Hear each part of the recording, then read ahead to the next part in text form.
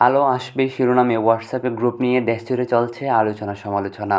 বৈষম্যবিরোধী ছাত্র আন্দোলনের শিক্ষার্থীদের বিপক্ষে প্রায় ১৬০ জন আওয়ামীপন্থী অভিনয়শিল্পী, নির্মাতারা একজোট হয়ে নানান কথোপকথন উঠে এসেছে এই গ্রুপে আন্দোলনরত শিক্ষার্থীদের ওপর গরম পানি ঢালার পরামর্শ দিয়েছিলেন অভিনেত্রী অরুণা বিশ্বাস।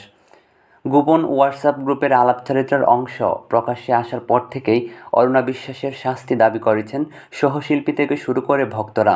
তবে জানা গেল, গোপনে দেশ ছেড়ে কানাডা পাড়ি জমিয়েছেন তিনি।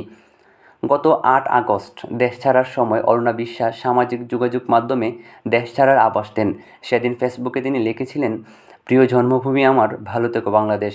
অরুণা বিশ্বাসের ঘনিষ্ঠজন সূত্রে জানা গেছে, অরুণা বিশ্বাস বর্তমানে কানাডাতে অবস্থান করছেন। শেখ হাসিনা পালিয়ে যাওয়ার পরপরই সুযোগ বুঝে আগস্টের ৬ থেকে ৯ তারিখের মধ্যে দেশ ত্যাগ করেছেন তিনি। আগে থেকেই সেখানে তার ছেলে থাকেন।